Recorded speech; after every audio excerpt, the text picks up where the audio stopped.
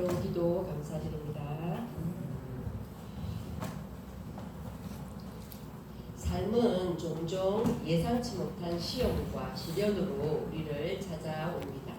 때로는 마음이 무너지고 버티는 것조차 힘들게 느껴지는 순간도 있습니다. 하지만 오늘의 말씀은 분명하게 이야기합니다. 시험을 참는 자는 복이 있다는 말씀입니다. 시련 그 자체가 복이라는 말이 아닙니다. 그 시련 속에서도 믿음을 잃지 않고 견디는 자, 그리고 끝까지 주님을 바라보는 자가 복을 받는다는 약속입니다. 하나님은 우리의 믿음을 연단시키시고 그 연단을 통해서 더 정결하고 강한 믿음의 사람으로 세우십니다. 그리고 마침내 생명의 면류관이라는 가장 귀한 선물을 예비해 두고 계십니다. 오늘 내가 지나고 있는 이 시련도 결국 하나님의 뜻에 있고 그분의 손에 붙들려 있다는 것을 믿을 때 그 어떤 상황도 담대히 견딜 수 있는 힘이 생깁니다. 여러분 오늘 하루를 지나고 계신데요. 오늘 하루 믿음을 지키며 견디는 복된 자로 살아가기를 소망합니다. 주님은 결코 우리를 잊지 않으십니다. 우리는 신앙의 길을 걸어가면서 수많은 시험과 시련을 만납니다. 때로는 육체의 고통이고 때로는 마음의 깊은 상처이며 때로는 믿음이 흔들리는 낙심의 순간일 수 있습니다.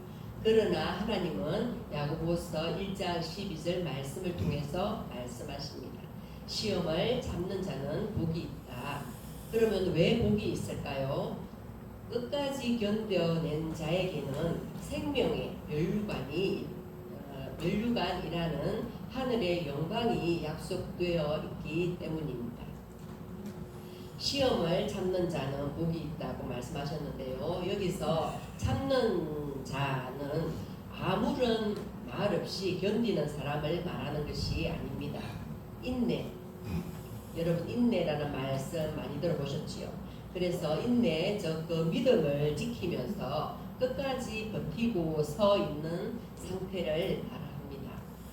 이것은 하나님을 신뢰하기 때문에 버틸 수 있는 힘입니다. 눈앞의 고통보다 더 큰 무엇을 바라보기 때문일까요? 영광을 바라보는 믿음의 태도입니다. 야고보서 1장 2절로 3절입니다. 너희가 여러가지 시험을 만나거든 온전히 기쁘게 여기라. 이는 너희 믿음의 시련이 인내를 만들어내는 줄 너희가 알미라. 아멘. 네. 야고보는 시련을 마주한 성도들에게 기쁘게 여기라 라고 말합니다. 이것은 결코 고통을 무시하라는 말이 아닙니다. 그 고통조차도 하나님께서 더 큰 믿음의 열매를 맺기 위해서 허락하셨다는 사실을 믿을 때 우리는 시련을 견딜 수 있습니다. 오늘 말씀 야고보서 1장 12절 하반절에 생명의 면류관을 얻을 것이기 때문이라고 하였습니다. 그러면 생명의 면류관은 누가 받는 것일까요? 본문에 보면 주께서 자기를 사랑하는 자들에게 약속하신 생명의 면류관이 있다고 말하고 있습니다. 하나님은 사랑하는 자를 절대 외면하지 않으십니다. 여러분께서도 이제 사랑하는 사람이 있다면 그 사람을 외면하기가 쉽지 않지 않습니까? 하나님은 이제 사랑하는 자를 절대 외면하지 않으십니다.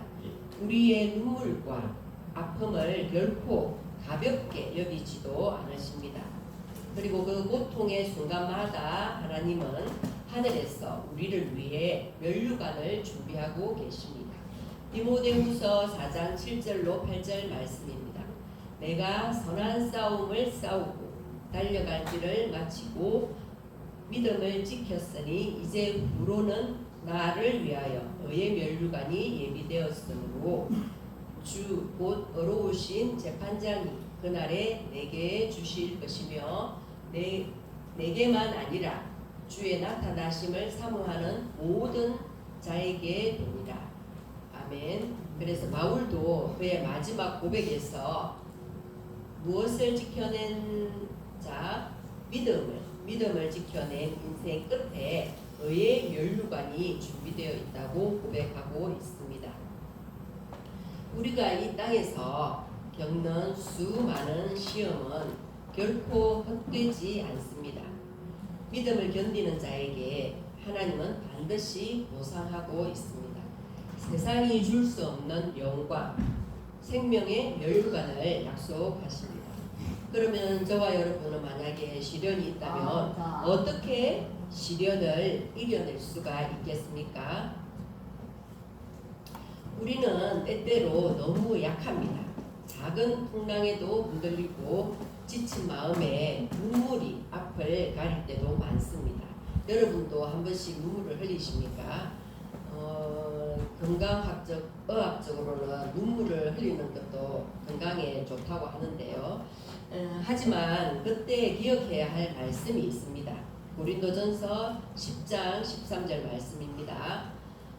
사람이 감당할 시험 밖에는 너희가 당한 것이 없나니 오직 하나님은 미쁘사 너희가 감당하지 못할 시험 당함을 허락하지 아니하시고 시험 당할 즈음에 또한 피할 길을 내사 너희로 능히 감당하게 하시느니라. 아멘. 이러한 말씀이 있다는 것은 정말 우리 믿는 사람에게 많은 힘이 되는 것 같습니다. 그 외에도 많은 힘이 되는 성경 구절들이 있지요. 그래서 하나님은 우리가 견디지 못할 시험을 주지 않으십니다. 여러분도 지금껏 살아오시면서 왜 이렇게 나에게만 이런 힘든 일이 있을까? 그런 고통의 순간도 있으셨을 건데요. 저도 예외는 아니지만 하지만 하나님은 우리가 견디지 못할 시험을 주지 않으신다고 합니다. 그리고 때로는 피할 길도 열어주십니다. 그렇기에 우리는 어떤 상황에서도 낙심하지 않고 끝까지 주님을 바라볼 수 있는 것입니다. 오늘 본문 야고보서 1장 12절을 봉독해 드렸는데요. 시험을 참는 자는 복이 있다. 이는 시련을 견디어낸 자가 주께서 자기를 사랑하는 자들에게 약속하신 생명의 면류관을 얻을 것이기 때문입니다. 그래서 이렇게 야고보서를 한 절만 봉독해 드렸지만 이 야고보서의 핵심어는 인내와 순수한 신앙입니다. 야고보는 인내가 흠이 없는 주의 자녀로서 갖추어야 할 경건한 성품이며 순수한 신앙이란 하나님 앞에서 올바르게 행동하고 세상에서도 모범이 되는 삶을 사는 것이라고 말하고 있습니다. 오늘 이렇게 말씀을 전가하고 있는데요. 저와 여러분은 지금 어떤 시련의 자리에 있을까요? 그러면 그 시련 속에서 믿음을 지키고 있습니까? 그러면 여러분들은 또 무엇을 붙들고 계실까요? 저와 여러분이 바라보는 면류관은 어떤 것일까요? 세상의 보상입니까? 하늘의 약속입니까? 제가 시 한 편을 소개하고자 합니다. 오늘 말씀 전거의 제목이 모래 위의 발자국이었습니다. 시의 제목이 모래 위의 발자국입니다. 우리 사모님께서 낭낭하게 읽어주시면 참 감사하겠지만 제가 시를 낭독해 보겠습니다. 잘 들어보세요. 어느 날 밤 나는 꿈을 꾸었네. 나는 주와 함께 바닷가 거니는 꿈을 꾸었네. 하늘을 가로질러 빛이 임한 그 바닷가 나는 모래 위에 두 짝의 발자국을 보았네. 한 짝은 내 것, 또 한 짝은 주님의 것. 거기서 나는 내 인생의 장면들을 보았네. 마지막 내 발자국이 멈춘 곳에서 나는 내 삶의 길에 오직 한 짝의 발자국만 보았네. 그때는 내 인생이 가장 비참했고 슬픈 계절이었네. 나는 의아해서 주님께 물었네. 주님, 제가 당신을 따르기로 했을 때 당신은 저와 항상 함께 있겠다고 약속하셨지요. 그러나 보십시오. 제가 주님을 가장 필요로 했던 그때 거기에는 한 짝의 발자국밖에는 없었습니다. 주님은 저를 떠나 계셨군요. 주님이 대답하시기를 나의 귀하고 소중한 아이여 나는 너를 사랑했고 너를 결코 떠나지 않았도다. 너의 시련의 때 고통의 때에도 너가 본 오직 한 짝의 발자국 그것은 너의 발자국이 아닌 내 발자국이었노라. 내가 너를 등에 업고 걸었노라. 아멘. 이 시는 메리 스티븐슨이라는 1922년에서 1999년까지 살았다고 합니다. 미국의 펜실베니아주 체스터에서 태어났다고 하는데요. 그녀가 14살이었던데 1936년 겨울 어느 날에 집안에 갇혔다고 그래요. 그런데 무늬의 고양이 발자국을 보고 영감을 받아서 쓴 시가 이 시라고 합니다. 그래서 우리는 가끔 이렇게 인용하는 것을 볼 수가 있습니다. 내가 너무 이렇게 힘들어서 나 혼자 걸어가고 있지 않을까. 하지만 이 시를 통해서 내가 엄청 힘들었을 때에 나를 등에 업고 걸어간 네가 예수님이다 라는 영감을 표현하고 있는 시인 것 같습니다.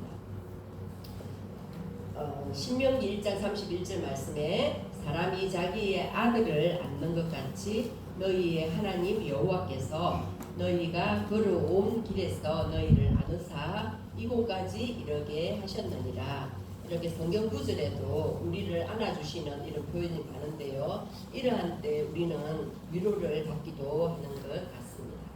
오늘도 여러분은 어쩌면 시험을 헤쳐나가는 자리에 있을 수 있습니다. 하나님이 우리에게 완벽한 삶을 약속하시고 고난에서 벗어나게 해주신다는 말은 성경 어디에도 없습니다. 오히려 성경에는 그리스도를 따르는 자들이 박해를 받고 공격을 당하거나 온갖 역경에 처하는 내용이 훨씬 많이 나옵니다. 초대교회 신도들에게 보내는 서신에서 야고보는 그들이 살면서 경험하게 될 여러 가지 시험에 대해 알려주고 있습니다. 시험을 견뎌내는 사람은 복이 있습니다.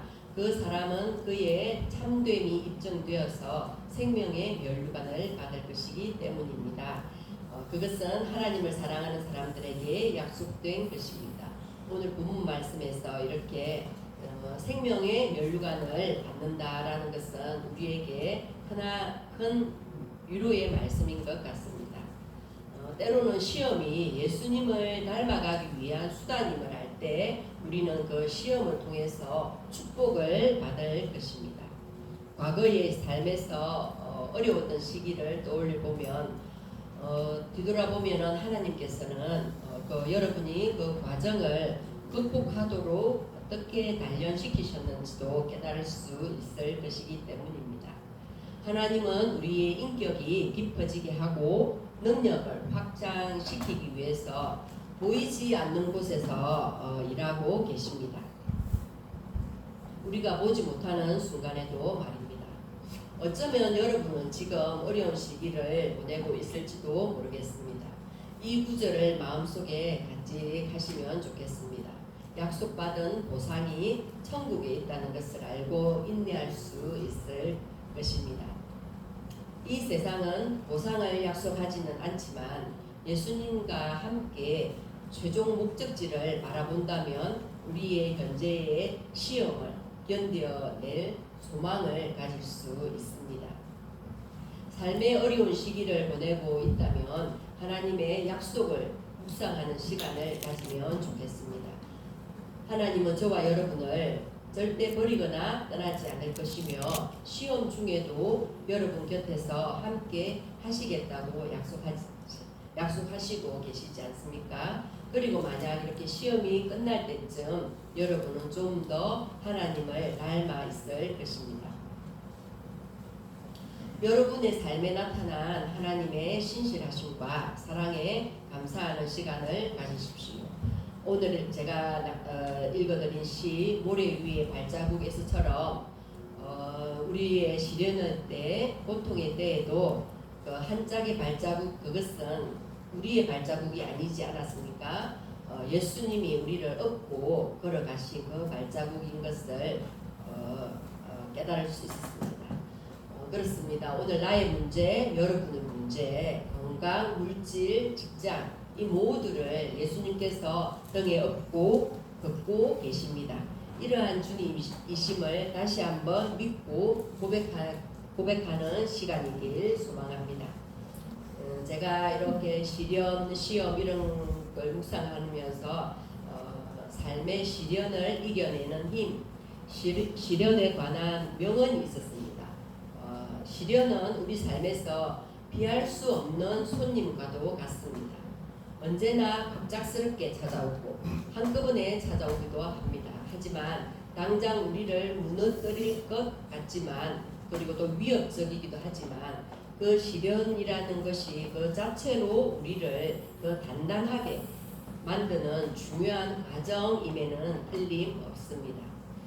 이렇게 고통과 어려움 속에서도 우리는 성장하고 새로운 힘과 지혜를 얻게 되기 때문입니다.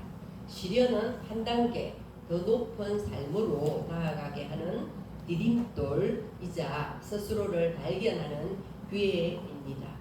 똑바로 마주보고 보라는 듯이 극복한다면 자신의 미래를 더욱 건강하게 바꿀 수 있습니다. 시련에 관한 명언이 12가지 정도 있었는데 시간상 한 5가지 정도만 말씀드리고자 합니다. 첫 번째, 시련이 없다는 것은 축복받은 적이 없다는 것이다. 에드거 앨런 포. 그리고 시련은 실패가 아니다. 그것은 성공을 준비하는 시간이다. 마틴 루터 킹 주니어. 그리고 시련을 이길 수 있다고 믿으면 이미 반은 이긴 것이다. 니콜라스 모랄레스. 또 한 가지는 시련이란 꼭 방해거리만 되는 것은 아니다. 그것을 우리의 발 아래에 놓으면 더 높이 올라갈 수 있다. C.F. 블렌차드. 마지막으로 시련을 당하면 가능한 한 웃어 넘겨라. 앤드류 카네기. 많은 시련에 대한 좋은 말이 있었습니다. 저와 여러분 모두 좋은 날도 있겠지만 혹여나 안 좋은 날이 있더라도 모래 위에 발자국이 CS처럼 예수님께서 나와 함께 해 주실 거야 이렇게 믿으면서 시련을 극복해 나가고 또 때로는 인내하며 여러분들의 인격이 깊어지고 또 여러분들의 능력이 확장되는 그러한 나날 되어지기를 소망합니다. 예, 말씀을 마치고 찬송가